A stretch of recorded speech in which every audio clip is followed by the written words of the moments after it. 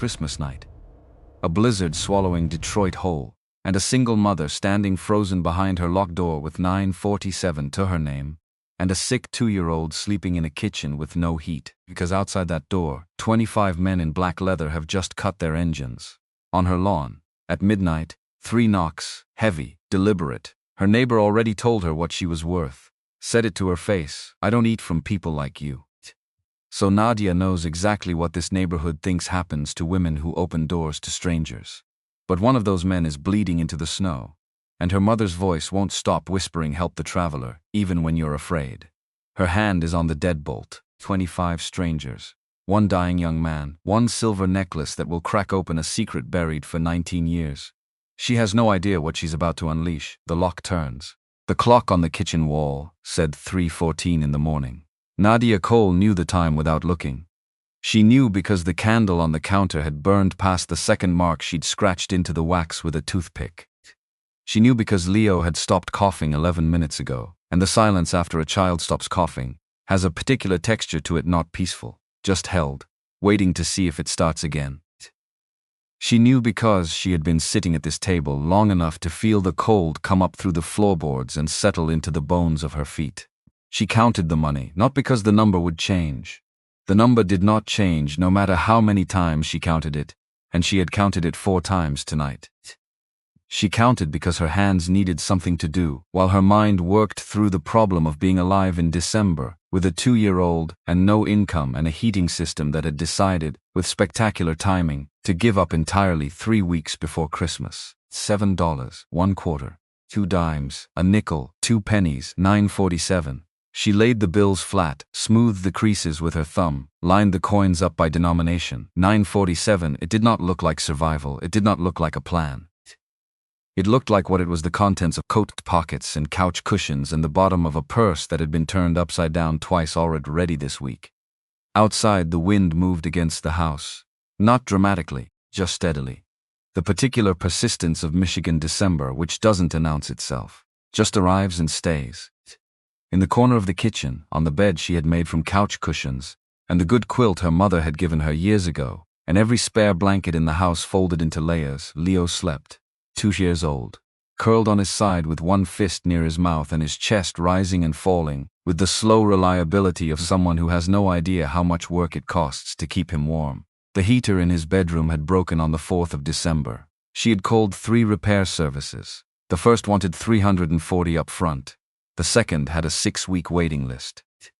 The third had come out, looked at the unit, and written a number on a piece of paper that she had folded very carefully and put in the kitchen drawer and not looked at again. So she moved him to the kitchen, where the gas stove still worked, where she could leave the oven cracked at the lowest setting and keep the steam from boiling water doing something useful, where she could watch him breathe from the table without getting up. She watched him breathe now, and the watching felt like the only thing she was doing correctly. Her name was Nadia Cole, and she was 32 years old, and she had spent the last 8 months becoming a person she did not entirely recognize. Not in a dramatic way, not in the way of movies where transformation arrives with a score and a montage. Just in the ordinary accumulation of small losses that rearrange a life so gradually you don't notice until you catch yourself in a mirror one morning and think, when did that happen to your face? She had been a different person in April. April was before Damon left. He had not left in a storm. She would have respected a storm. A storm would have meant something was worth fighting for, even if the fight was over. Instead, he had left on a Tuesday morning while she was working the overnight cleaning shift, in the particular way of a man who has been planning his exit long enough to make it clean. Half the closet, his grandfather's watch, the good toolbox, the external hard drive, a note on the kitchen counter that said he needed to find himself. He found himself, it turned out, with a bartender named Kayla in Knoxville, who was 23 years old and had, according to the mutual friend who delivered this information with visible discomfort, a very nice apartment near the river. Nadia had stood in a grocery store parking lot after receiving this news and looked at a crack in the pavement. What she later estimated was about 6 minutes. Then she went inside and bought diapers, because Leo needed diapers, because life does not pause. The child support was supposed to be $800 a month. It came once. The following month there was nothing. The month after that, nothing. Her lawyer said she had options. Her lawyer cost $250 an hour. Her options were technically real and practically fictional. So she worked 3 jobs at once at the peak of it. Overnight cleaning, pharmacy stock shifts, weekend brunch waitressing at a diner 40 minutes from home. She arranged her schedule around Leo's nap times and a neighbor's teenager who charged $10 an hour and was only available certain days.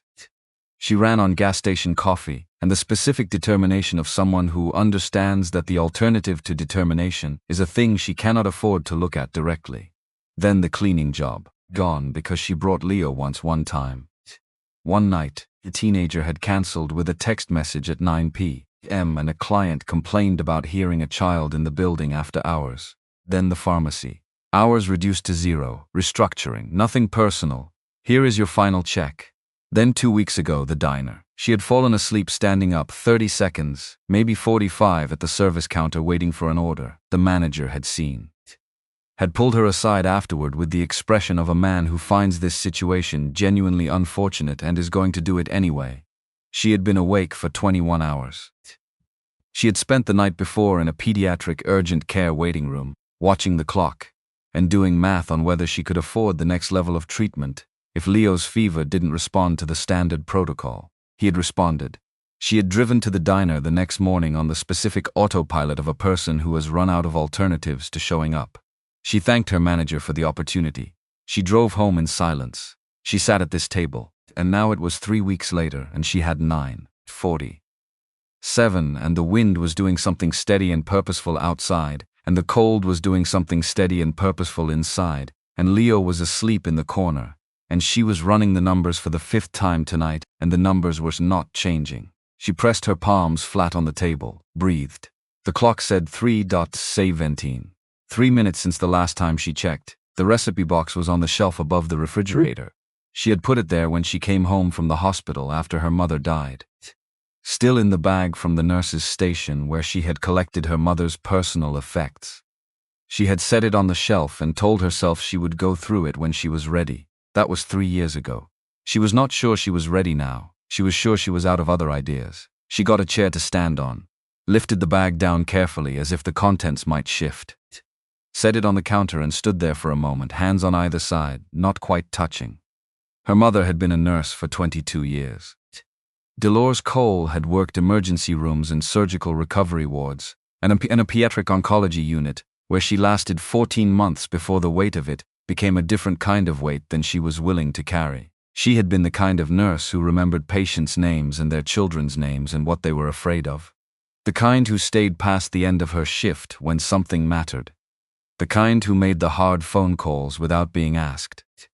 Then she opened the restaurant. 8 tables, mismatched chairs from estate sales and church closings. A chalkboard menu that changed every week according to what was good at the market and what her hands felt like making. The food was her grandmother's and her great-grandmother's, carried forward through decades of Sunday kitchens and holiday tables, and the specific knowledge that gets passed, hand to hand through women who understood that feeding people was not separate from loving them. Nadia had grown up sitting on that counter, not helping, just watching. The way her mother moved, the way she seasoned without measuring, the way she could tell by the sound of oil in a pan whether the temperature was right, the way she talked while she cooked, not to Nadia specifically, just to the room, just to the air, working through whatever needed working through. You have to put something of yourself into it, her mother would say. Adjusting heat without looking up. Food that doesn't have anything of you in it just fills a stomach. Food that does, that stays with people. They carry it home. That's what they come back for. Nadia opened the box. Cards were exactly as she remembered. Index cards, 4 by 6. Covered in her mother's careful handwriting, the mix of print and cursive that Dolores had used for everything professional, as if the recipes deserved the same legibility as medical charts. Some cards were so old they had gone amber at the edges. Some had cooking stains. Some had notes in the margins that were clearly additions from years after the original adjustments, improvements, arguments with herself. Fried chicken recipe was near the front. She had organized by frequency of use, apparently the things she made most often, most quickly available. Nadia read it slowly. 11 spices, specific ratios. An order of application that came with 3 separate notes underlined twice. The coding had to rest. Not optional. The oil had a temperature range and a test method: a small piece of bread, 30 seconds, watch the color. The timing for each piece varied by thickness, by cut, by how cold the chicken had been. Her mother had written at the bottom, in different ink, clearly added later, "The secret is patience and attention, which is the secret to everything that matters." Nadia stood in her kitchen at 3:30 in the morning reading that line. Then she did the math on what she could make with 9:47 and what was left in her pantry. She could make chicken. Real chicken, properly done. Sides: she had dried beans, she had rice, she had the ingredients for cornbread if she was careful with the flour. Enough for, she counted the chairs, both folding tables. The space in her living room, enough for 8 to 10 people. If anyone came, she told herself this was a business decision, a calculated risk, an investment of her last resources in a plan with a reasonable chance of return. She was a reasonably intelligent woman, and she knew she was also telling herself a story. She was making her mother's food at 3:30 in the morning in a cold kitchen because she needed to do something with her hands. And this was the one thing she knew how to do that her mother had taught her, and her mother was dead, and she missed her with a specific physical ache that she had gotten better at ignoring, and could not ignore at 3:30 in the morning with 9:47 on the table. She put the card back carefully, went to bed, set her alarm for 6. The grocery store opened at 7, and she was there when the doors unlocked, Leo on her hip, still warm from sleep, his head on her shoulder and his fist twisted into her collar the way he did when he was not fully awake. She bought a whole chicken and broke it down in the parking lot. Because parts cost more and she needed the money to stretch. She used the knife she'd brought in her bag, the good one, her mother's, that she'd kept sharpened out of habit or loyalty or something she didn't examine. She worked quickly in the cold, hands precise. And Leo watched with the fascinated attention of a 2-year-old seeing something he doesn't understand but recognizes as serious. She bought buttermilk. She bought the 3 spices she was missing. She bought 2 bags of flour. At the register she added it on the back of a receipt 3 times. Counting in her head wasn't enough, she needed to see the numbers. 9:12. She had 35 cents left. She stood at the register with her card in her hand for a moment. Then she paid. Because you don't start something and not finish it. Because her mother never started something she didn't finish. Because Leo was going to need to eat today regardless, and at least this way there was a possibility, small, specific, requiring other people to walk through a door of something changing. 35 cents. Okay. Back home she set up the living room while Leo ate oatmeal. The 2 folding tables, the clearance tablecloths from 2 summers ago, red, which felt appropriately Christmassy. The chairs arranged in a configuration that implied restaurant more than storage unit. She stepped back and looked at it. It looked like a living room with folding tables in it.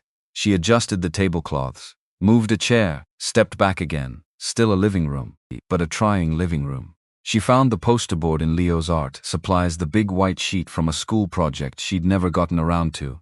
Found the markers. Sat at the table and thought about what to write. Nadia's table. She liked how that looked. Her name on something. Claiming something. Soul food made with love. Fried chicken, sides, plate 8.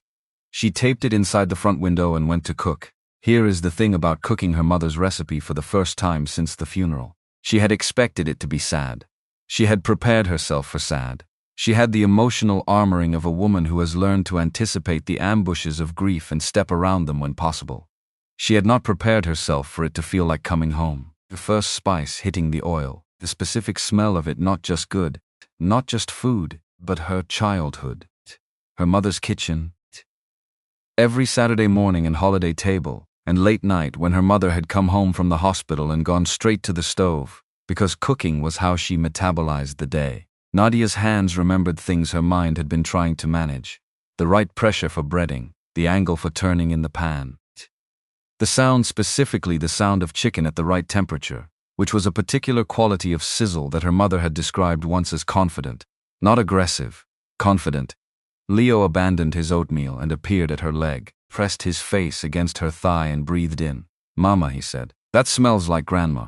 Nadia's hands did not stop, could not stop, but she closed her eyes for exactly 3 seconds. "Yes, baby," she said. "It does. Is Grandma coming?" "No, sweetheart. Grandma's not coming." She kept her voice even. Had a lot of practice keeping her voice even. But she taught Mama how to make this. So it's like she's here a little bit. Leo thought about this with the seriousness of a 2-year-old processing metaphysics. Okay, he said, and went back to his oatmeal. Kids, they were extraordinary. The way they accepted things. The way they moved through information and came out the other side and went back to their oatmeal. Nadia wanted to be Leo for about 30 seconds. Just receive the difficult thing, process it in 6 seconds, go back to oatmeal. She turned the chicken, watched the color. By 11 o'clock the smell had taken over the house in the best possible way. It came through the walls somehow. She opened the front door to air out the cooking heat. The oven and stove together had actually warmed the kitchen to something approaching comfortable, and the smell went out with the air and moved down the front steps and across the small yard and onto the sidewalk. She watched through the window.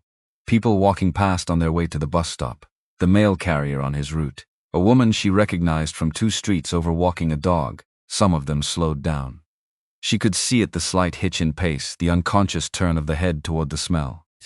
The animal response to something that smells like food, like warmth, like someone's kitchen, which is the most primal form of welcome. 3 people stopped to read the sign in the window. 2 kept walking. 1 stayed. Loretta Vance was 67 years old and had lived on Birchwood Street for 21 years, which was 4 years longer than Nadia had been alive when Loretta moved in. She was a woman of maintained appearances, the hair set carefully every week, the wool coat pressed, the lawn edged in summer and the walk shoveled promptly in winter. Her house was the one on the block that looked deliberately, consciously kept, not just maintained but presented, as if Loretta understood that the outside of a house was a statement she was making to the street. They had exchanged perhaps 20 words in 2 years, holiday nods, sidewalk acknowledgments that were technically greetings and practically nothing. Nadia had not thought much about why. Some people kept to themselves. She had been too busy surviving to spend energy on analyzing neighbors who weren't interested in being analyzed. She saw Loretta stop at her front walk, saw her read the sign, and Nadia's heart did something embarrassing. Immediate and involuntary and completely beyond her control. It lifted. Actual hope. Physical. In her chest, before she had any reason for it. She went to the door, opened it before she could think too much. Good morning, Mrs. Vance. Keep it professional. Keep it warm but professional. I've got chicken ready if you'd like to come in and try it. It's my mother's recipe. She ran a restaurant for. Loretta Vance looked at her, not with curiosity, not with hunger, not even with the active hostility that would have been in some ways easier to absorb, because at least hostility acknowledges that you exist as something worth being hostile toward. With dismissal. The specific look of a person encountering something they have already categorized and found wanting, without requiring any new information. I don't eat from people like you, she said. 5 words, even, almost polite, like she was commenting on the weather. Nadia stood in her own doorway. The food is really good, Mrs. Vance. I promise I heard you. And she walked away. Silver curls, pressed wool coat, sensible shoes on the cleared sidewalk. Not hurrying, not angry. Just done, the way you are done with something that never warranted your attention in the first place. Nadia watched her go, and then she stood in her doorway with the cold coming in and the smell of her mother's chicken behind her, and 5 words in her ears that had somehow found all the places she was already bruised. People like you. She closed the door, stood with her back against it, stared at the ceiling of her own living room, the one with the water stain in the corner she'd been meaning to paint over since last spring, the one she never got to, because last spring was around the time Damon left, and everything that had been last spring became before, and everything after was this. Leo looked up at her from the kitchen, oatmeal on his chin, spoon in his hand, his father's eyes big, dark, open, watching her with the complete and uncomplicated trust of a child who assumes his mother knows what she's doing. She did not cry. She picked up her son, held him against her, buried her face in his hair and breathed in the specific smell of him, warm and sleepy and Leo, and stood in her living room holding her baby until she had herself back. Mama squeeze, Leo announced, muffled against her shoulder. Yeah, baby, mama squeeze. Too tight, sorry, she loosened. Better, better, he agreed, and patted her back with his small hand. Pat, pat, like he was the parent. Like he was offering comfort to someone who had just had a hard moment and needed acknowledgement. Which she supposed he was. She put him down, went back to the stove. 3 customers came that day. Mrs. Johnson from directly across the street was first. She arrived at noon with the specific energy of a woman who makes it her business to know what is happening on her block, and had been watching through her front window since the sign went up. She was 63, a retired schoolteacher, with the posture of someone who had spent decades requiring attention from rooms full of children and the warmth of someone who had genuinely liked those children. She ate one full plate, then asked for a second portion to take home. She paid $20 for an 8 plate. "I'm not overpaying," she said when Nadia started to object. "I'm paying what it's worth." Then she sat for another 20 minutes and asked Nadia questions. About the recipe, about her mother's restaurant, about Leo, who had come to investigate and was now sitting on Mrs. Johnson's lap, eating a piece of cornbread with the focused intensity of someone who takes cornbread seriously. "You should have been doing this years ago, Mrs. Johnson said. I didn't have the equipment. You've got good hands and your mother's recipe. That's more than most people start with." After she left, Nadia stood in the kitchen for a moment, held the $20 bill. Thought about Mrs. Johnson saying you should have been doing this years ago. Thought about how different that sounded from people like you. The second customer was a man she had never seen before, somewhere in his 50s.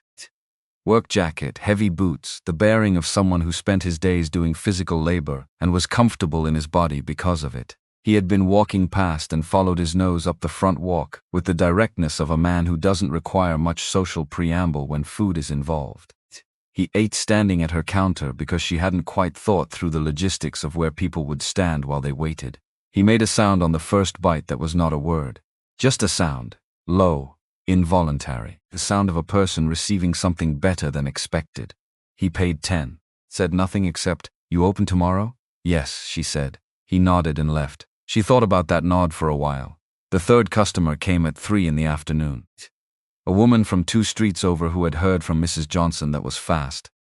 Nadia thought, the speed of neighborhood information, the way good news travels through women who talk to each other and had specifically made the trip. She bought 2 plates to take home. She hugged Nadia on the way out. Not a polite hug, a real one, brief but real. The kind that says I see you without using words for it. Nadia held herself together until the door closed. Then sat down at the folding table in her living room restaurant and let herself feel for approximately 90 seconds the full weight of how much she had needed someone to do that. 90 seconds. Then she got up and did the dishes. 3 customers. $29. Not enough. Not anywhere near enough. But a data point. Evidence that the thing she was making had value. That her mother's recipe still worked the way her mother said it would work, which was to make people close their eyes on the first bite, because they were trying to hold the feeling in longer. She cleaned up the kitchen that night with Leo on her hip because he was refusing to be put down, and she added up the numbers. And the numbers were the numbers. And she told herself that tomorrow would bring more, and almost believed it, which was enough to get through the night. December 23rd. The sky came in gray and specific, not threatening, past threatening, the particular gray of a sky that has made a decision. Nadia made oatmeal. Drew a face on Leo's with the back of a spoon pressed into the surface, 2 eyes and a smile which made him shriek with delight, and then immediately try to eat the eyes first. She put the sign back in the window, kept the chicken warm. By noon, the first flakes. Light, almost gentle, the kind of snow that makes you think it might not be serious. By 2 o'clock it was serious. By 4, the street had gone white, and the air between houses had gone white, and she could barely make out the shape of Mrs. Johnson's porch through the curtain of it. The visibility was the kind that doesn't so much limit sight as replace it, substituting this wall of moving white for everything that had been there before. No one came for chicken. She had not expected anyone to come for chicken. The electricity went at 5:12. She heard it more than saw it, a click from somewhere in the walls, and then the refrigerator stopped humming. And then the small sounds that electricity makes that you only notice in their absence were simply absent. Then dark. Leo said, "Mama." "I know, baby. Hold on." She found the candles by memory. She had put them in the drawer to the left of the stove 2 days ago specifically so she could find them by memory. She lit them. The kitchen filled with small circles of warm light that made everything look both more intimate and more provisional than it actually was. She kept the gas stove going, pots of water, steam, the oven on low with the door cracked. She had read about this, the steam, the shared body heat, the specific physics of keeping a small person warm when the systems that were supposed to do it had failed. She called the heating repair company. Automated message. She called the utility company. Automated message. She called the emergency services line. Estimated wait time for emergency service, 72 hours. She sat in the candlelit kitchen and looked at her phone until the screen went dark. Then she looked at Leo, who was looking at her with complete faith. Complete, unearned, based on no evidence faith that she would handle this. Okay, she said, to him, to the dark, to whoever was listening in the kitchen at 6 p.m. on December 23rd. Okay, here is what we have. We have the stove, we have the oven, we have food, we have candles, we have each other. Leo nodded seriously. We are going to be okay, she said. She said it the way her mother had taught her to say things that needed to be true. With her whole voice, no hedging, no qualifier.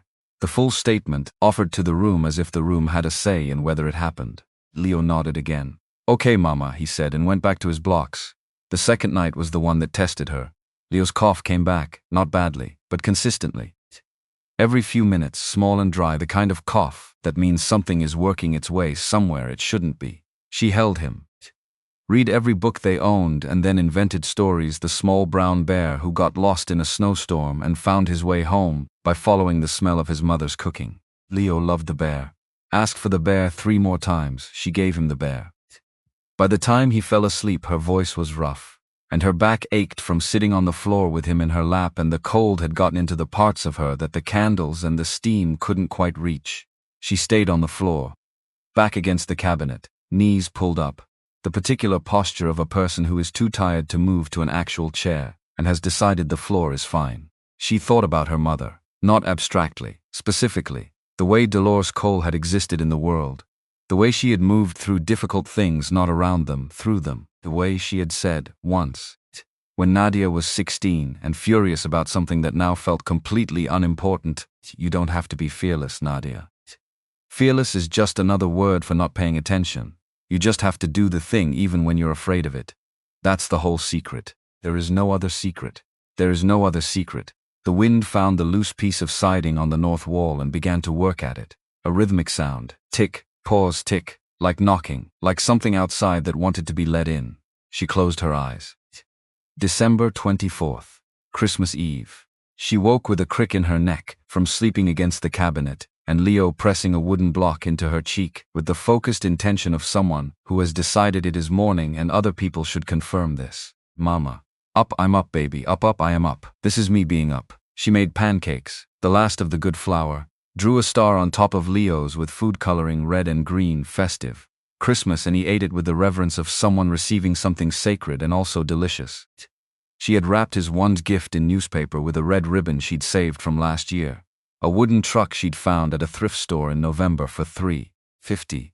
Painted carefully in the evenings after he went to sleep, each wheel checked to make sure it turned.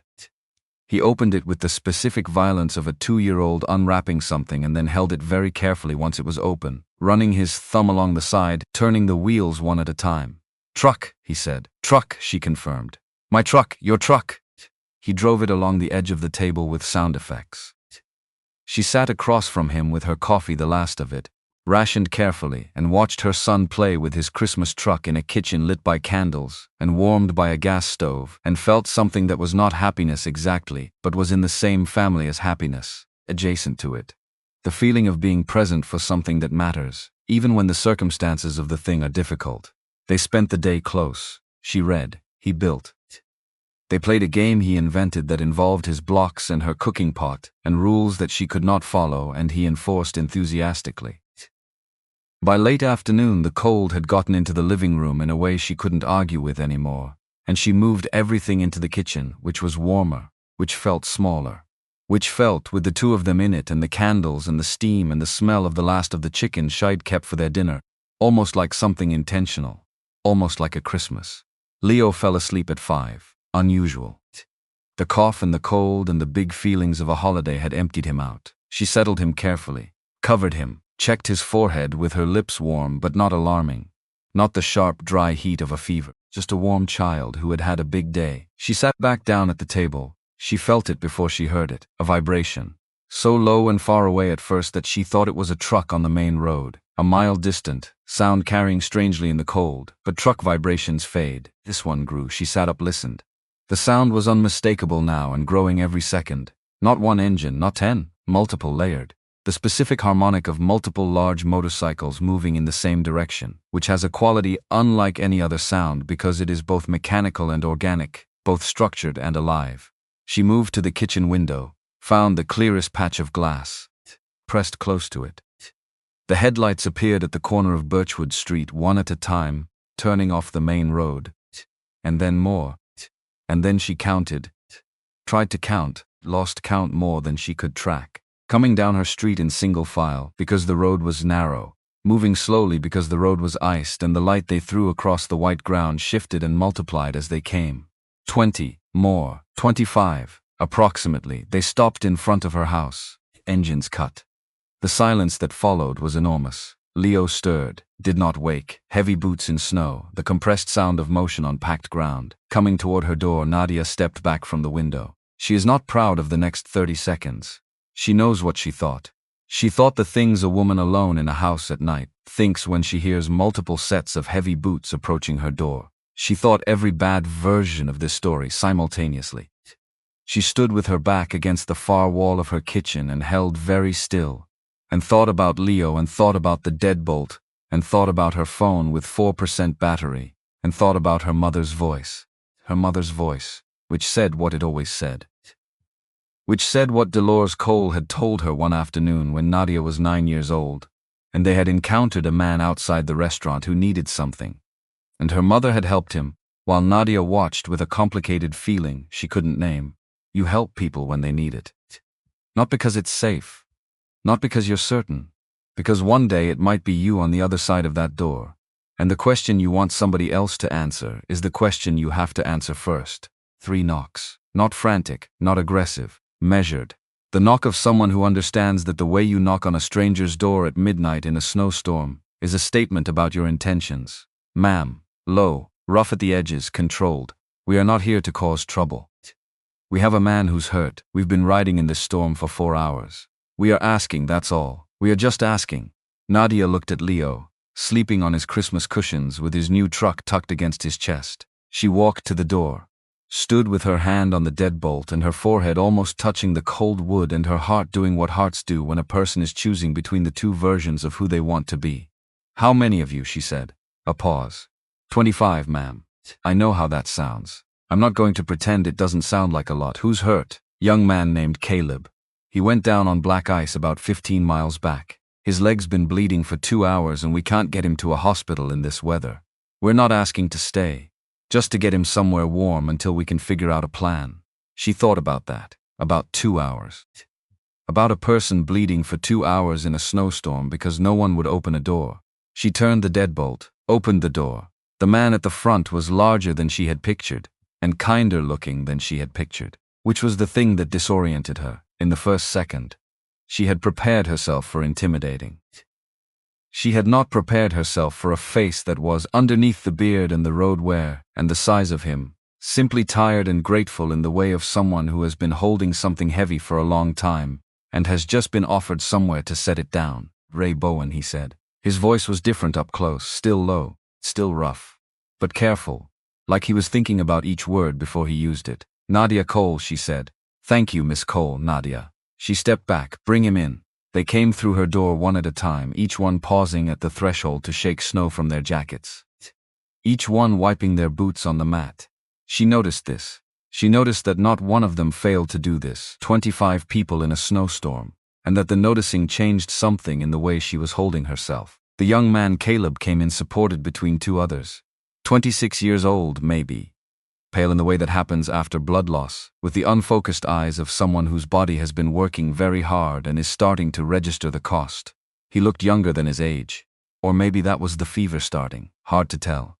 He had a silver chain at his collar, an oval pendant, simple, catching the candlelight. He met her eyes and tried to straighten up. The attempt at dignity in that moment, the specific effort of a young man who wants to not be a burden, even when being a burden is the accurate description of his situation, made something in her chest tighten. Sorry, he said. Sorry to bother you. On Christmas. Sit down, she said. We're past sorry. Just sit down. He sat on her couch. She got the first aid kit from the bathroom, knelt beside him. Cut the denim away from the wound with the kitchen scissors she'd grabbed on her way through. Because they were right there. And because her mother had taught her that hesitating about the small decisions costs you time you need for the large ones. Behind her, the room was filling. 24 men finding wall space, floor space, the quiet places where large people try to take up less room than they actually occupy. She could feel them watching. Not the watching of a threat. The watching of people who are uncertain what to do and are waiting to see if someone knows. In the corner by Leo's cushions, the oldest of the group 60-something, wide through the shoulders, a face with years in it had settled himself on the floor. Not near Leo's things, just near. The specific distance of someone who wants to be close enough to matter and far enough to not intrude. He picked up a wooden block from the scatter of them on the floor, turned it in his hands, set it down, picked up another, began quietly to build something. She watched this in her peripheral vision while her hands worked on Caleb's leg. My mother was a nurse, she said. Not to anyone in particular. Not to Ray, who was standing at the edge of the kitchen watching her work. Just to the room. Just to the air. The same way her mother used to talk while cooking. To herself as much as anyone. She was a nurse before she opened the restaurant. She felt the room shift slightly. Not dramatically. Just. The quality of the attention changed. Like 25 people who had been braced for something had just slightly let go of the bracing. Ray Bowen said nothing, but he moved one step closer to the kitchen, and in the corner, Leo stirred in his sleep, turned toward the warmth of the candles, put his thumb near his mouth without quite using it. And on the floor beside him, the old man Nadia didn't know the name of yet finished building something with the scattered blocks, a small tower, carefully balanced, and looked at it for a moment, with the expression of someone who has made a thing and found it satisfactory. Birchwood Street was silent outside. The storm pressed against every window. And in the kitchen, Nadia Cole worked by candlelight on a young man's leg and thought about her mother and thought about doors and thought about how the same night could be, at the same time, the worst thing that had happened to her in months. And the first night in months that her house had felt like a place where something was happening. Something other than surviving. Something that required more than one person. She was beginning to understand what she had been missing. Not just money. Not just help. The specific warmth of people who needed you back. The house had 26 people in it, and it felt less empty than it had in 8 months. That was the thing Nadia kept returning to. Not the logistics. Not the strangeness of 25 leather-jacketed strangers filling every available inch of her small house on Christmas night. Not even the fact that she had done it, opened the door, let them in, committed to the thing, before she fully understood what she was committing to. Just that. The particular fullness of a house with people in it. She had forgotten what that felt like. Not the polite fullness of company you've invited. The other kind. The accidental, unplanned, too many people in a small space kind that makes houses feel like they're doing what they were built to do. She worked on Caleb's leg and tried not to think about it too directly. Because thinking about it directly meant acknowledging how long she'd been without it. And that was a feeling she could not afford right now. Right now she needed both hands and her full attention. And the specific calm her mother had demonstrated in every medical situation Nadia had ever witnessed. Which was the calm not of someone who felt nothing, but of someone who had decided that feelings could wait until the work was finished. The wound was deep, not surgical emergency deep, but deep enough that 2 hours of cold and motion had prevented it from doing what wounds are supposed to do. She cleaned it in layers. Antiseptic first, which made Caleb's jaw go tight without making a sound. Then irrigation. Then proper assessment. She pressed carefully along the edges, watching his face for the information his face was giving more honestly than he would have verbally. This is going to need to stay still, she said. Okay. Pressure for the next hour at least. And heat. Your body is already working too hard. Okay. When did you last eat? A pause that answered the question before he did. This morning. She looked up at him. Then at Ray, who was standing at the kitchen doorway with his arms crossed in the way of a man who is holding himself together by applying physical pressure to his own body. There's chicken, she said. Ray's eyebrows moved. You don't have to. I made too much and nobody came. She turned back to Caleb's leg. It's going to go to waste. Somebody should eat it. The sound that moved through the room after that was involuntary. Collective, the specific sound of 24 people registering that food exists and is being offered. Nadia had heard her mother describe that sound, once the sound a room makes when hunger meets the possibility of being answered. Her mother had called it the most honest sound in the world. She kept working. They ate on the floor. All of them. Because her 2 folding tables accommodated 8 people with goodwill and 26 required a different architecture entirely. Nobody suggested alternative. They just settled against walls, in doorways, cross-legged on the living room floor with plates balanced on their knees, and ate her mother's fried chicken by candlelight on Christmas night in a storm that had swallowed the street. The silence while they ate was different from any silence she'd experienced in this house. Not empty, full. The fullness of people doing the same thing in the same space, all their attention on the same task. The small sounds of it, forks, appreciation, the occasional low word, weaving into something that her body recognized even if her mind was still catching up. Her mother had described this too, the specific quality of a table where the food is doing what it's supposed to do. Not just filling stomachs, reaching something further back, something older than the people eating. The part of a person that remembers being fed before they could feed themselves, that carries the memory of what it meant to be given something without being asked to earn it first. This is your mother's recipe. Ray said it from the kitchen doorway where he'd settled, plate in hand. Not a question. Confirmation of something he'd already decided. Yes, she taught you well. Nadia looked at the recipe box on the shelf. Thought about 3 years of not opening it. Thought about the night she finally did. She tried to. I wasn't always listening. Kids never are. He ate another piece. Until they have a reason to. Across the kitchen, the oldest member of the group, she still didn't know his name, had moved to sit near Leo's sleeping space. Not intruding, just near. The way you sit near something you've decided to pay attention to. Leo was still asleep, miraculous given the number of people now occupying his home, curled on his cushions with his Christmas truck pressed against his chest. The old man was building something with Leo's scattered blocks. A slow, careful structure, nothing dramatic. Just a small tower assembled with the patience of someone who has all the time in the world and has decided to use it on this. He's a good sleeper, she said. The old man looked up. Mine was too. My son could sleep through anything. He paused. His boy's 11 now. Lives with me. She waited. My son passed 2 years ago. He said it with the worn smoothness of a sentence he had said enough times that it no longer required bracing before he said it. Accident. So it's the two of us now. Me and the boy. Just us. 2 words, an entire life rearranged inside them. I know something about that, Nadia said. I know you do, he said, and looked at her with the directness of someone who had been listening since he walked in and had formed conclusions he was not going to pretend otherwise about. Cutter, he said by way of introduction. Nadia. I know. He placed the final block on the tower, looked at it.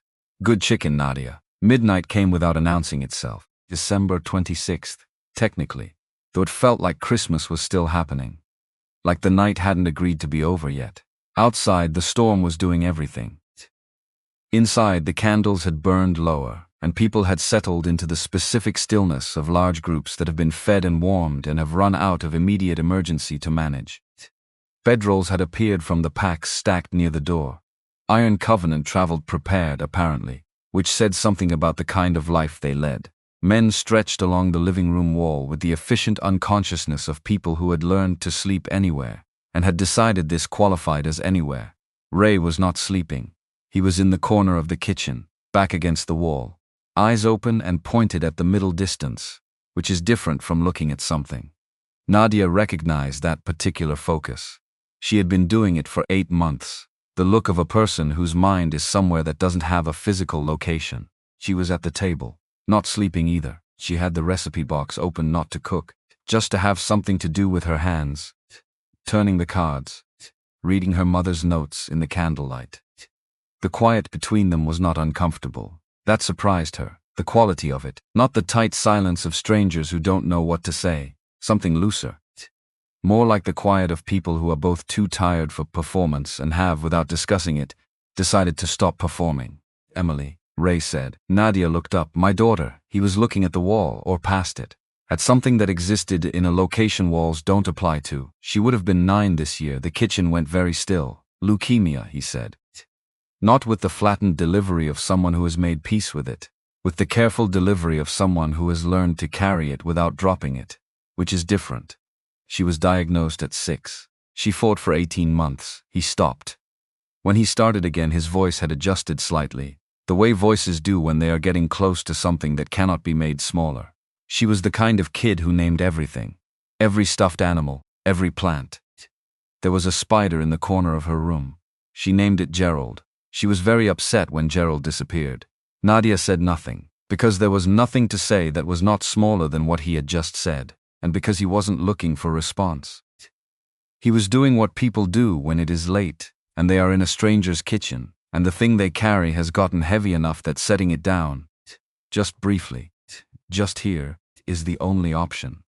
She died on a Tuesday, he said, February, still cold out. I'm sorry, Nadia said. He nodded once, accepting it without making too much of it. My wife left 14 months later, said she couldn't look at me anymore without seeing what we'd lost, said I was the same for her. He exhaled long, uneven. I think she was right. We'd become mirrors of each other's grief. There was nothing left in the reflection except the grief, so you ride, so I ride. He looked at her then. You think that's running? She considered it honestly. I think there are different ways to survive things. Some of them look like running from the outside. Some of them are just moving. Because standing still in the wrong place is its own kind of dying. He was quiet for a moment. You sound like someone who knows about standing still, he said. My husband left in April. She looked at the recipe card in her hands. Her mother's handwriting. He didn't fight about it, didn't slam a door, just left. Said he needed to find himself. He found himself with someone else in Tennessee. She set the card down. He hasn't called Leo. Not once, not a birthday, not a... She stopped, started differently. Leo asks about him. Sometimes, not often, but sometimes. And I have to figure out what to say to a 2-year-old about why his father doesn't call. What do you say? She thought about this. About the actual words she had used on the 2 occasions Leo had said daddy in a wondering, searching way. I say that his daddy loves him but is far away. Which is half true anyway. Which half? The far away part. She said it without bitterness, which surprised her a little. She'd had bitterness about it for months. It seemed to have gone somewhere tonight. Or maybe she was just too tired to access it. Leo is? She stopped, chose the next words carefully, because she had said them before, in her own head, and she wanted to say them right this time, out loud, to someone who was listening. Leo is the reason I'm still here. Not in a dramatic way, just in the most practical way. He needs me to be here, so I'm here. Ray looked at Leo's sleeping shape in the corner. He's lucky, he said. I'm the lucky one, she said, and meant it completely. Ray was quiet for a moment, then, without changing his tone. Emily was the reason I was still here, too. And then she wasn't, and he stopped. I had to find a different reason. These men are the different reason. Cutter, half asleep against the far wall, said without opening his eyes. We can hear you. You know. I know, Ray said, just making sure, and Cutter's breathing slowed back into sleep. Nadia almost laughed, almost. But it came out as something adjacent to a laugh, the surprised, involuntary exhale of a person who has been braced for so long that an unexpected moment of humor finds them entirely off guard. Ray looked at her when she made that sound, and the corner of his mouth moved. Just slightly. The story started the way they always do in the middle of the night. Not because anyone decided to share. Because the night was long and the dark was close.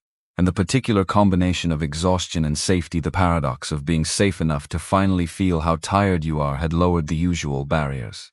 Cutter had not actually gone back to sleep.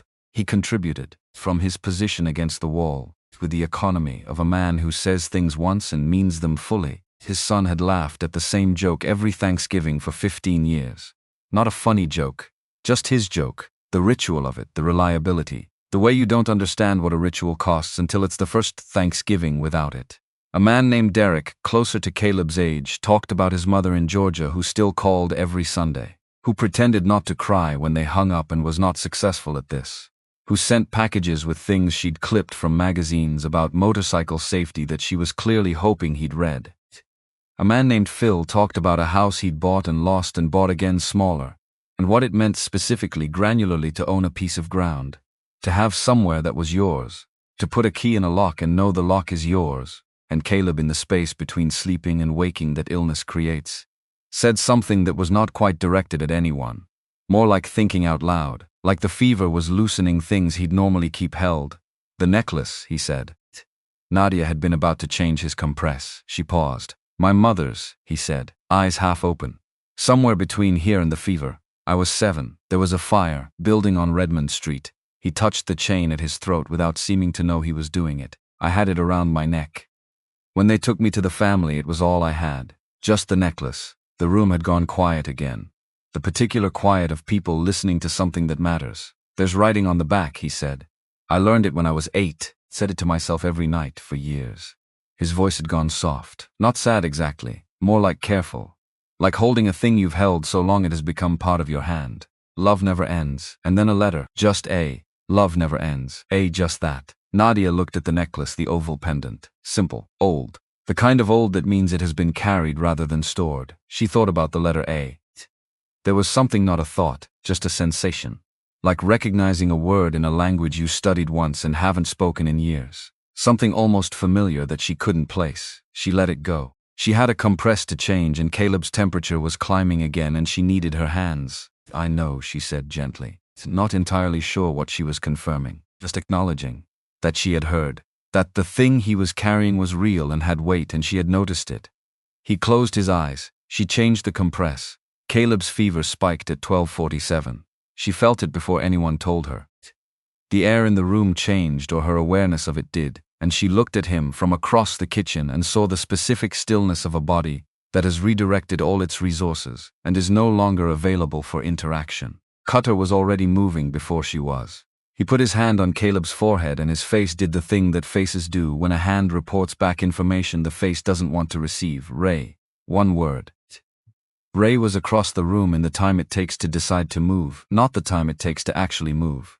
Which told her something about who Ray Bowen was when something happened to someone he loved. What do we do? Not a question. A statement that wanted to be a question. Nadia was already at the stove. Move. He moved. 24 men arranged themselves with the instant, wordless discipline of people who have trained together, which in this case meant clearing space around Caleb, providing what could be provided, and staying out of the way of the person who knew what she was doing. Except none of them actually knew if she knew what she was doing. She knew what she was doing. Her mother had been a nurse for 22 years. Her mother had brought home the hospital the way other parents brought home their work in the form of knowledge, demonstrated in 100 small situations. What to do with a fever, what the body needs when it is fighting. The difference between a fever doing its job and a fever that has stopped being useful and become the problem. Cool compresses changed every 4 minutes. Ice from outside packed into every clean cloth she could find. Water for tea because hydration was not optional. Caleb's position shifted every 30 minutes. She had learned this from her mother, who had learned it from decades of patience. That the body fighting infection needed to be moved gently, regularly, so the fight didn't get stuck in one place. The men did what she asked, every single one. Not because she was louder or more insistent or more authoritative. Because she was the only person in the room who was not scared. Or rather, she was the only one whose fear had been overridden by competence. Which is different from not being afraid. Which is just what people who have been taught something do with the teaching when it is required.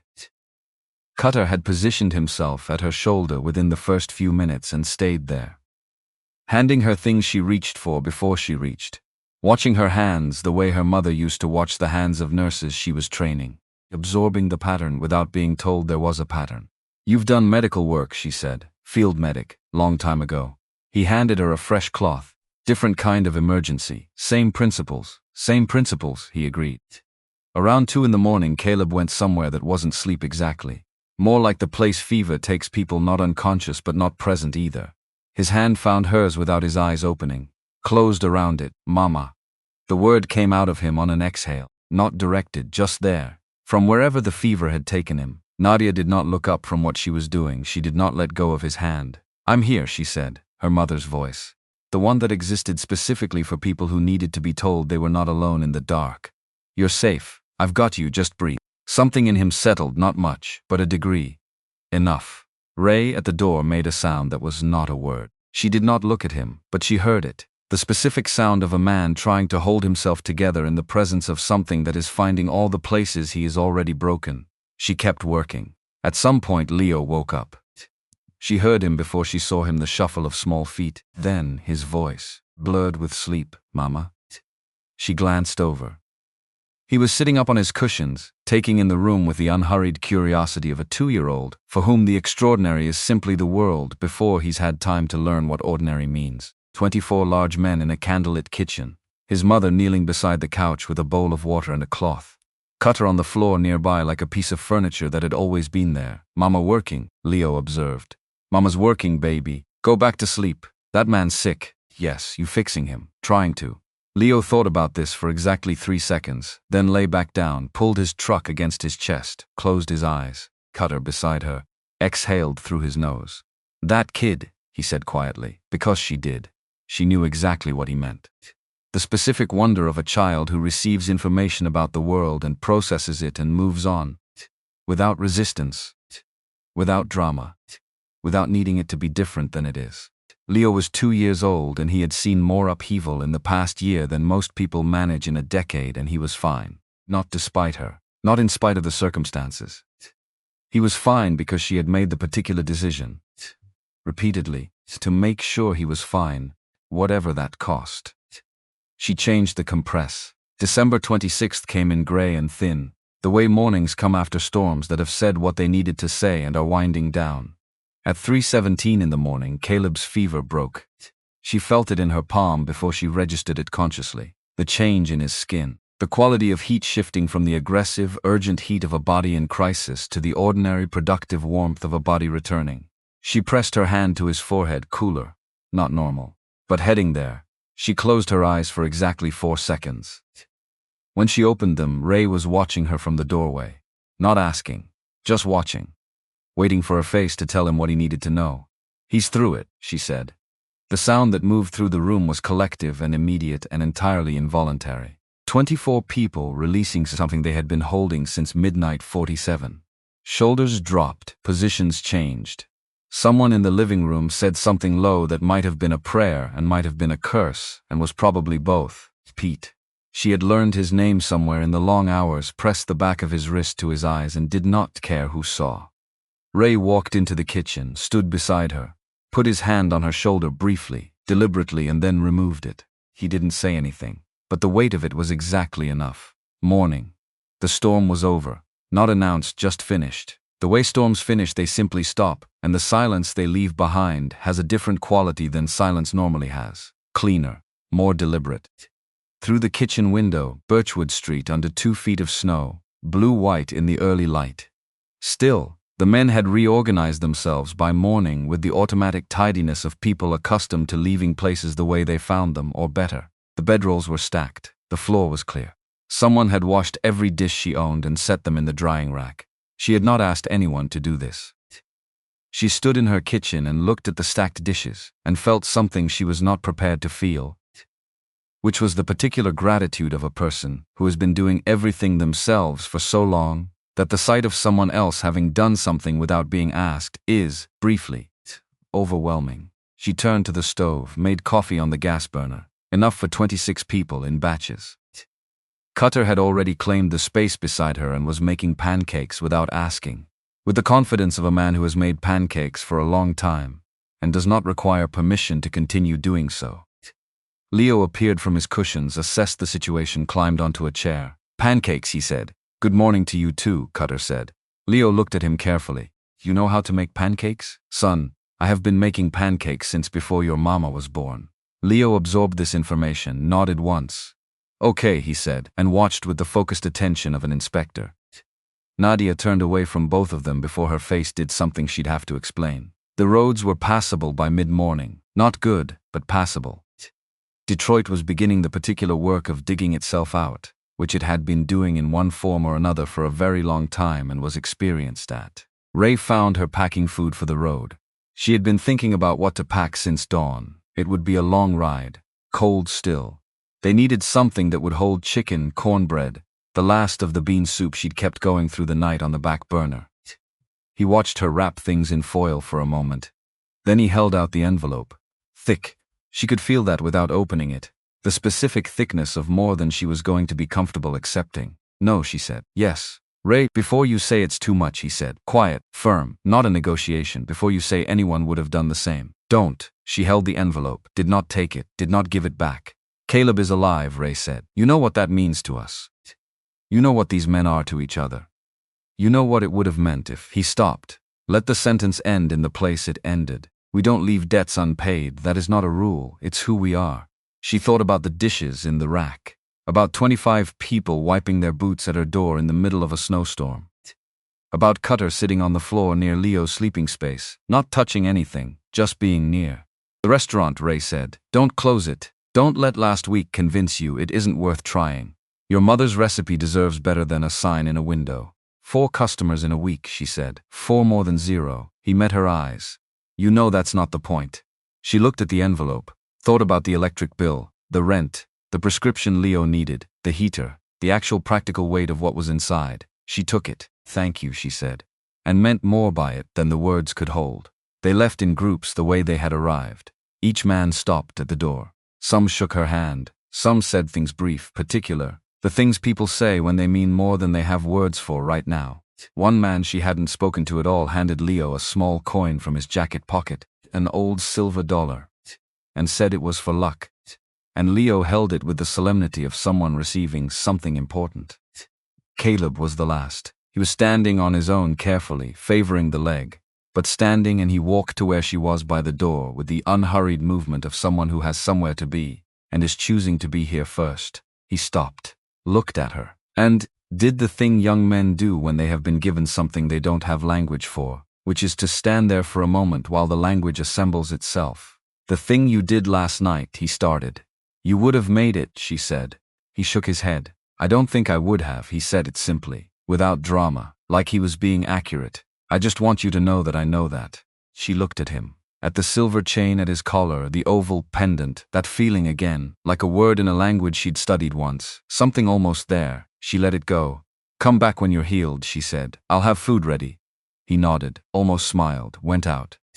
25 engines, starting one by one. A sound she knew now, recognized in her body.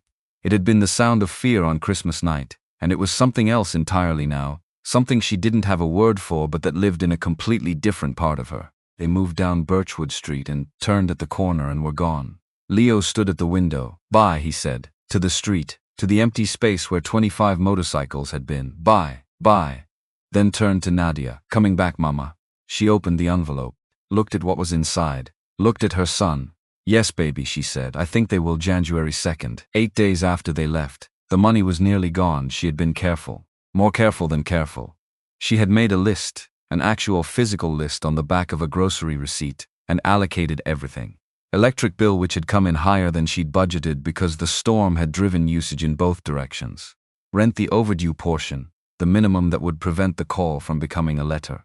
Leo's prescription, the ear infection, had come back with the cold and damp. Gas, groceries, the basics, nothing extra. She had done the math 8 times. It came out the same each time. Not enough. 6 customers in 8 days at Nadia's table. 6, which was better than 3, which was still nowhere near what she needed to sustain anything. She had revised the projections, had found new ways to make the numbers work, had arrived each time at the same conclusion. Not enough, not yet. Leo's cough had returned. Not the same as during the storm, not the tight, concerning cough of a child in a house without heat, but the cough of a child whose respiratory system was tired and fighting and needed help to stay ahead of it. She'd been rationing the children's cold medicine, which she knew you weren't supposed to do, which she was doing anyway, because the alternative was no medicine at all, and that was worse. She needed medicine. She needed milk. She did not have enough for both. She told herself she would figure it out. She had been telling herself she would figure it out for 8 months. She put Leo in his coat. Loretta Vance answered the door in under 10 seconds, which meant she'd been near it, which meant she'd seen them coming. They looked at each other, Nadia and Loretta, on opposite sides of a threshold on the 2nd day of January, with the specific history of people like you between them, and also the specific history of a carton of milk, pushed through a barely open door, and we will not discuss it. "Mrs. Vance," Nadia said, and she was proud of her voice. It was steady. It was not begging. It was the voice of a woman who has decided to ask for what she needs because the alternative is worse. "I need to borrow milk for Leo. He's sick and I can't afford both the medicine and the milk today. I'll pay you back Friday." Loretta looked at Leo. Leo had his face pressed into Nadia's neck. His forehead was warm against her skin. Loretta looked at Nadia. Something moved in her face. Complicated, too fast to read fully. And then she stepped back and closed the door. Not opened wider, closed. Nadia stood on the front step. The cold moved around her with the patience of something that has time on its side. Leo coughed. She turned, started down the steps.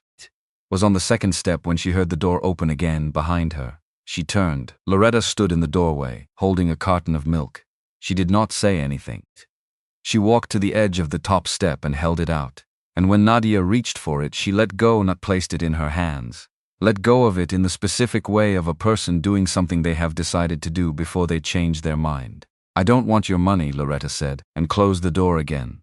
Nadia stood on the sidewalk, milk in her hands, cold under her fingers, solid, real. She looked at the closed door for a long moment. She did not know what to make of that, the way it had been done, not warmly. Not with any of the softness she'd have preferred. But done. She thought about what Cutter had said 8 days ago in her kitchen with his back against the wall and his eyes almost closed. Hurt people. Doesn't make it right. Just makes it make sense. She looked at the closed door and thought maybe. She walked home. 3 houses from her own, from the small house at the very end of Birchwood that she passed every day and had never particularly noticed, a voice. Honey. She turned, a woman. 70 years old or near enough. Small and upright, with silver hair in a single braid over one shoulder, and the kind of posture that comes from a lifetime of paying attention to it. She was standing at her gate in a housecoat and a cardigan that was too thin for the temperature, looking at Nadia with the directness of someone who has seen what she needed to see and made a decision. Come inside, she said, both of you. Right now, before that baby catches anything worse. Nadia hesitated. The woman looked at her with the specific patience of someone who has already made up her mind and is simply waiting for the other person to catch up. My name is Agnes Pruitt, she said. I've lived on this street for 11 years. I have children's cold medicine in my bathroom and bread in my oven and a fire going. You are coming inside. Agnes Pruitt's house was warm. The specific warmth of a house that has been kept lived in by someone who understands warmth as a priority and not a luxury. A fire in the small fireplace. Something baking. The particular smell that accumulates in a home over years of use, not any one thing. Just the presence of life having happened here and continuing to happen. She moved Nadia to the armchair by the fire, with the authority of a woman accustomed to moving people to where they needed to be. Leo went to the small sofa with a blanket, and was assessed temperature, throat, breathing with the practiced efficiency of someone who had been doing this for a very long time. 40 years as a home health nurse, Agnes said, in response to the question Nadia hadn't asked out loud. Before I retired, you learned to read a child's color. She straightened up. He's got a cold working its way toward his chest, not. We'll get ahead of it. She produced the medicine, the right kind, the right dosage. She produced warm milk with honey. She produced, from the kitchen, a wrapped portion of the bread that had been making the house smell the way it smelled, and handed it to Leo, who received it with both hands like something sacred. Why are you doing this? Nadia asked. Agnes settled into the chair across from her. Because I walked past your house this morning and saw what happened at Loretta's. She folded her hands in her lap. And because I have more in my account than I need and no one to spend it on. And because you remind me of someone I used to know who. Agnes smiled, slight, private, like the answer was longer than she was going to give right now. Someone who needed help and almost didn't let herself receive it. She pressed an envelope into Nadia's hands. Nadia opened her mouth. Don't, Agnes said, pleasantly but absolutely. I will not argue about it. It's done. Take it and do what you need to do. Nadia looked at the envelope. Looked at Agnes. Agnes was wearing a thin silver necklace. The pendant was simple, an oval, old in the way that things that have been worn for a long time look old, not deteriorated, just worn smooth. Nadia noticed it. That feeling again. The almost recognition. Like hearing the opening of a song you know from years ago and can't quite name. Leo, from the sofa, was looking at a small music box Agnes had given him to hold, turning the key slowly and listening to the mechanism with absolute concentration. She almost asked about the necklace. She did not ask. He's beautiful, Agnes said, watching Leo. He's everything, Nadia said. And something moved across Agnes Pruitt's face at those words. Something quick and complicated. The shadow of something old. The specific expression of someone who understands exactly what those words contain because they have contained them too, and one day found themselves holding the container with nothing left inside. Nadia saw it. Did not ask about that either. Some doors you note and leave closed, for now. She went home 20 minutes later with the medicine in her bag and Leo half asleep on her shoulder and 200 in an envelope that had a note tucked inside it, written in careful cursive. For a mother who reminds me of who I used to be. Keep going. She stood at her own front door, looked back down Birchwood Street, Agnes Pruitt's house at the end, small, lit from inside, a woman moving behind the window glass, not seeing Nadia, just existing, living her life in her warm house at the end of the street. Nadia looked at the light, and thought about the necklace, and thought about the letter A, and thought about Caleb's voice at 2 a.m. in her kitchen, fever soft, just a letter, just A. She stood there, not moving. The feeling was stronger now, more than a word she couldn't place, more like the moment before you remember something. The moment when the thing is right there, at the edge of available. And you are reaching for it, and it is almost. Leo coughed against her shoulder. She went inside, made him comfortable, gave him the medicine, sat with him until he fell asleep. Then sat at the kitchen table with the envelope open and the recipe box beside it and the candle burning low. She thought about tomorrow, about the restaurant, about what Ray had said. Your mother's recipe deserves better. She thought about Agnes Pruitt, 11 years at the end of Birchwood Street, and a necklace worn smooth, and something on a woman's face when someone says he's everything. She did not know what she was thinking about. She just knew she was close to something. The way you feel close to something. Before you know what it is, before it arrives. She put her hand on the recipe box, felt the worn wood under her palm. I hear you, Mama, she said, to the kitchen, to the recipe box, to whatever was left of Delors' coal and the things she had left behind. Tomorrow. Tomorrow would be different. She almost believed it. This time she believed it a little more than almost. Which was enough. For now it was enough. 7 days after Agnes Pruitt pressed an envelope into her hands, Nadia Cole was making oatmeal. That was it. That was the whole thing. Oatmeal. On a Tuesday morning. Without doing the math first. She noticed this only because she had been doing the math first before coffee, before her feet hit the floor, before anything every morning for 8 months. The specific arithmetic of survival. Bills against income against time against options. Running the numbers before she was fully awake, because if she waited until she was awake, she might feel how frightening the numbers actually were. This morning she had just made oatmeal. Leo was at the table arranging his spoons by size. This was a new project. It had been ongoing for 3 days. The spoons had to be in a specific order, and the order changed according to criteria. Only Leo understood, and he checked it regularly throughout breakfast, with the satisfaction of someone maintaining a system of great personal importance. Nadia watched him and felt something that had no complicated name, just the specific ordinary okayness of a Tuesday morning with oatmeal and her son and his spoons. She almost didn't notice when the floor started to move. Almost. Leo noticed first. He stopped with a spoon in each hand and looked down at the table, then at Nadia, then down again. His face was not afraid, just interested in this new information.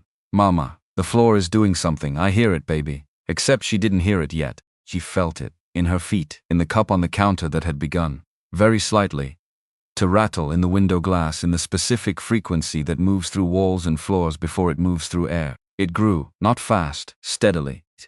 The way something grows when it has a long way to come and has been moving toward you for longer than you knew. She turned off the stove, walked to the front door, opened it, and stood in the doorway of her house on Birchwood Street and did not move for a long time. They came from the end of the street the way weather comes. Not rushing, just inevitable. The first headlights at the corner, then more, then the sound catching up with the sight, which took a moment because sound has its own timeline, and when it arrived completely. Not one engine, not 25. Something that was beyond counting in the moment of experiencing it. Something that lived in the sternum and the back teeth and the soles of the feet simultaneously. 1,500 motorcycles. Coming down Birchwood Street in January morning light, chrome catching the pale sun, the sound of them a single sustained chord that Nadia felt in every part of her body at once. The dishes in her cabinet were trembling. Leo appeared at her leg, grabbed her hand. Said nothing, which meant he was past words. Which for Leo was a significant event. Ray Bowen was at the front, same jacket, same gray-streaked beard, same eyes doing the same thing they had done on Christmas night, asking, not assuming, the asking that had been the first thing she trusted about him. He stopped his bike in front of her house, one by one, then in waves, then all at once the engines cut. Rolling back through the line, the silence chasing the sound down the length of Birchwood Street until the last engine at the far end went quiet. And what remained was the most complete silence this street had ever produced. 1,500 people quiet. Ray took off his helmet, looked up at her on the porch, said, "We heard you needed a family." Doors opened on Birchwood Street, all of them. One by one, house by house, the way doors open when something is happening that people cannot choose not to witness. Mrs. Johnson in her winter coat over her nightgown. The young family from the corner, the father lifting his daughter onto his shoulders.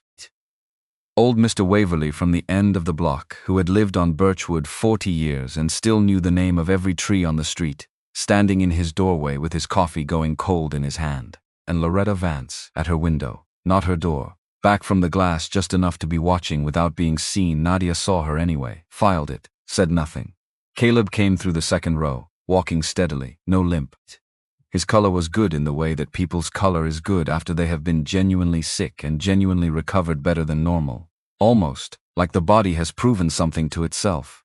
He had a toolbox in one hand. He caught her eye and something happened in his face that was not quite a smile but was in the same neighborhood. Ray climbed her front steps. Here's what's going to happen. With you.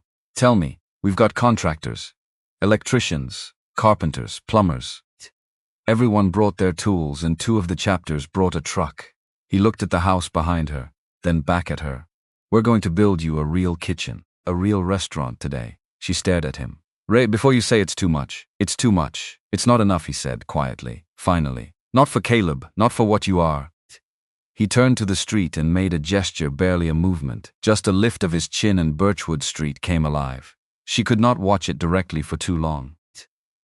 Every time she stood in what had been her small, inadequate kitchen and saw where it was going, the professional range being bolted to the gas line, the expanded counter, the new shelving going up, she felt something for which gratitude was too small a word and relief too simple a one. Something older than either, the feeling of being seen, of someone looking at your life and saying, you deserve more than this, let us help you build it.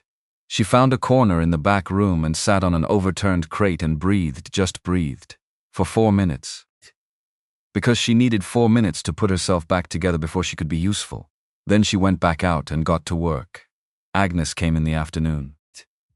Nadia saw her from the porch, the small figure in the gray cardigan moving slowly up the street, stopping every few steps to take in the scene with the expression of someone encountering something larger than they had prepared for. Nadia went down to meet her. Agnes, you didn't have to come out. Of course I did. Agnes looked at the trucks, the workers, the bikers alongside neighbors who had never spoken to each other before this morning. Then she looked at Nadia. My goodness, child, I know. They all came for you. For what happened at Christmas. For Caleb.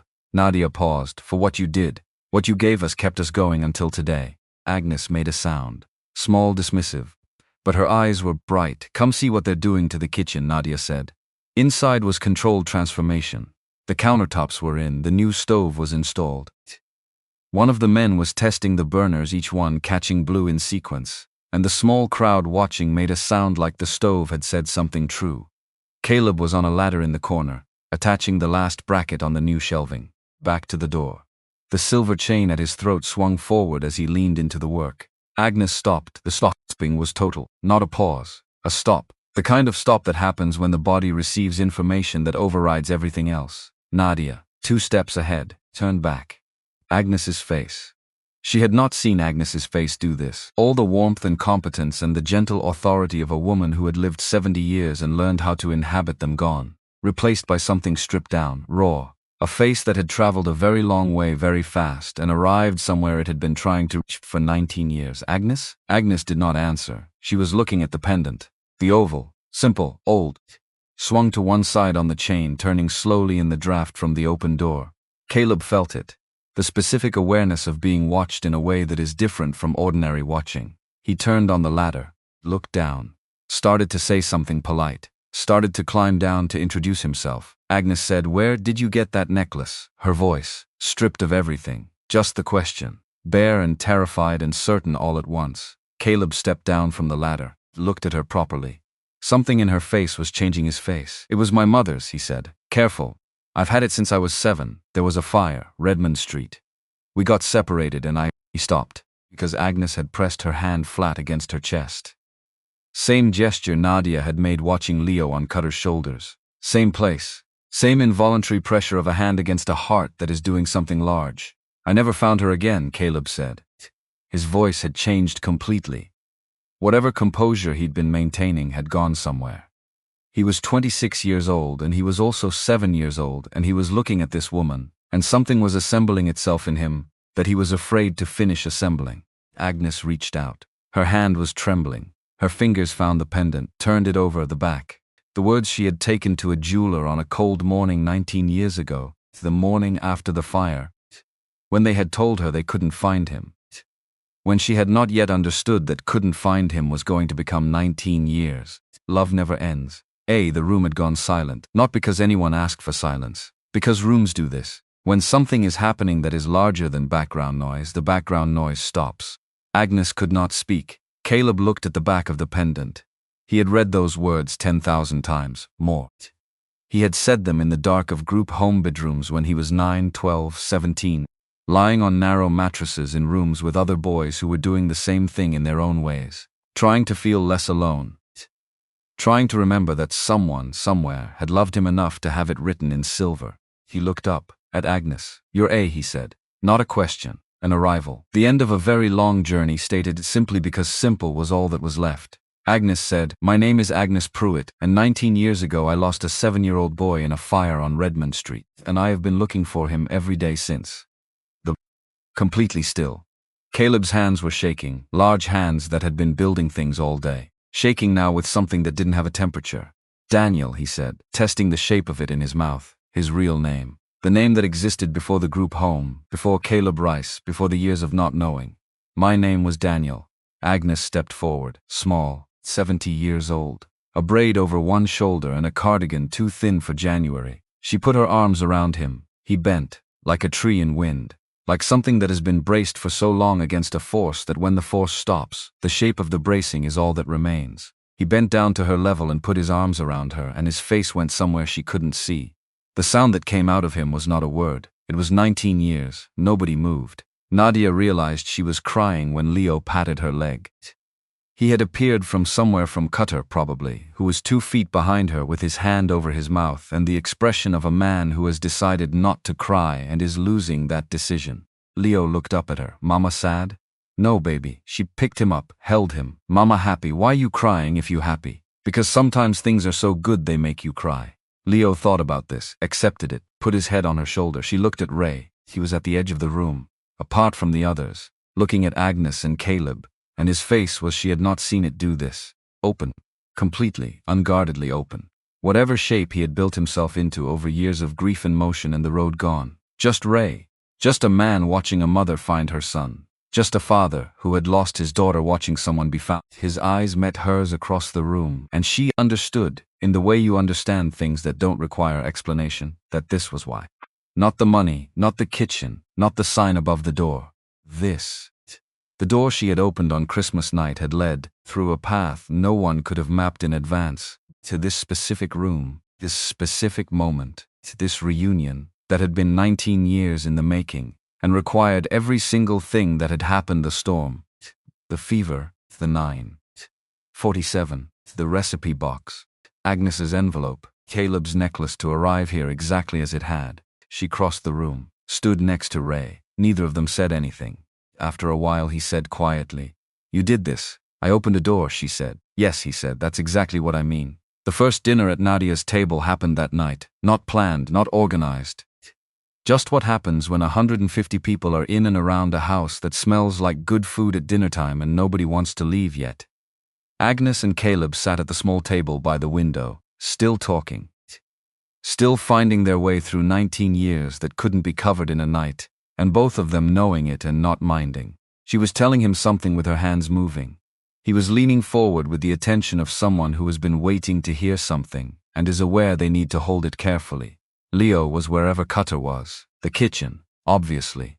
Loretta Vance came at 7. Nadia did not see her arrive. It was Leo who appeared in the kitchen doorway and announced, with the perfect democratic openness of someone who does not yet understand that some arrivals are complicated, "Mama. Lady." Loretta was just inside the door, coat still on, holding a dish covered in foil. Standing in the particular way of a person who has made a decision and walked through a door and is now on the other side of both, and finding that the other side is louder and warmer than expected. Nadia stopped in front of her. They looked at each other. "Cornbread," Loretta said. "I made it this afternoon." She looked at the dish, then at Nadia. "I didn't know if anyone was bringing cornbread." Nadia looked at the dish. Looked at Loretta Vance, 67 years old, who had lived 15 years inside a single Wednesday evening and had built everything since around the perimeter of it, and had shoved Nadia down her front steps and had also, on a January afternoon, pushed a carton of milk through a barely open door without saying a word about it. "I owe you an apology," Loretta said, low, prepared, like she had said it to herself in her kitchen and was now saying it for real. "More than one. What I said to you. What I did on the steps with your boy there." Her jaw was working. There is no excuse for it. I want you to know that I know that. Nadia was quiet. Loretta kept going. Because she had come this far and she was going to finish. I was afraid. I know that's not good enough. I know it doesn't change anything I said or did. But I want you to understand that I wasn't only being cruel. I was being, she stopped, afraid, for a very long time, and I turned it outward at you, and I'm sorry. Nadia looked at her. At this woman who was not asking to be forgiven, who was not performing contrition, who was just standing in a warm house full of strangers and saying the true thing, because she had finally decided the true thing needed saying. I know about that, Nadia said. Someone told me something while those men were in my house. About why people say what they say sometimes. She paused. It still hurt. I want you to know that it hurt. But I understand that pain has to go somewhere. Loretta pressed her lips together, nodded once, accepting this, not diminishing it. I'd like to be a better neighbor, she said. If you're willing? Nadia looked at the dish in Loretta's hands. You brought cornbread, she said. Nadia said. We were just missing the cornbread. Leo ate 3 pieces. He announced this to the room, twice, in case anyone had missed it the first time. Later. Much later. After Leo was asleep and Cutter was definitively asleep on the couch, and the house had settled into the new quiet, not the old hollow, pressing quiet of alone, but the quiet of a place that has held people and still keeps their warmth, Nadia went to the front porch. January in Detroit. She didn't plan to stay long. The street was empty, still. The ordinary quiet of Birchwood at 10 o'clock on a winter night, houses lit from inside, lives continuing behind glass. From the end of the street, Agnes Pruitt's house. Light in the window, 2 shapes visible. Agnes and Caleb, sitting across from each other at her small kitchen table, not moving much, just talking. Just 2 people with 19 years between them and a whole night ahead and no reason to rush. Nadia watched the light, thought about the necklace, thought about the letter A, thought about Caleb's voice at 2 in the morning in her kitchen. Love never ends, and then a letter, just A. She thought about her mother, about the recipe box, about 11 spices in the right order. About a woman who had spent 22 years as a nurse and then opened a restaurant because she understood that people need to be healed in more ways than medicine can reach. About a door. About what it means to open one. About how she had opened it afraid. How that had been the whole point. Not fearless, never fearless. Just doing the thing while afraid of it. Which was, her mother had said once on an unremarkable afternoon, that Nadia had somehow kept the whole secret. The only secret, there isn't another one. She pressed her hand over her heart. Stewed in the January cold. I hear you, Mama, she said. Behind her, through the wall, Cutter snored with the complete commitment of a man who has worked hard and eaten well and found somewhere safe to be. She laughed, softly, into the cold night air, because here she was. On the porch of a house that was now a restaurant with a professional kitchen, and a sign above the door that said the door was always open and cornbread from Loretta Vance in the kitchen, and a 2-year-old asleep upstairs and a 62-year-old man asleep on her couch. And at the end of her street, a mother and son finding each other after 19 years. Because she had 47 6 weeks ago. Because she had opened a door. Because one thing led to another. The way her mother said it always did. The way she had never quite believed until now, standing here with all of it behind her. She looked one last time at the light in Agnes's window, then went inside, stood at the door, unlocked it. And then, because the sign said what it said, and she intended to mean it, left it unlocked. She went upstairs, stood at Leo's door. He was sleeping in his actual bed, in his actual room, with the space heater running quiet in the corner, and his Christmas truck on the pillow beside him. She watched him breathe, rising and falling. We made it, baby, she said. He didn't wake, but he shifted, exhaled. The sound of a child sleeping somewhere safe, the most specific, most particular sound she knew. She went to her own room, lay down, and fell asleep before she could find a single reason not to. Outside, Birchwood Street held its quiet, and at the end of the street, in Agnes Pruitt's small house, the light burned on. Because they were still talking. Because 19 years takes more than one night. Because some things, once found, you don't put down until you have to. And somewhere beyond the end of the street, beyond the neighborhood, on a highway moving through the dark, the faint sound of engines, traveling. Carrying the story outward, the way stories travel. The way kindness travels, outward and outward, further than anyone can follow, further than anyone needs to. The door was open. That was enough. That was everything.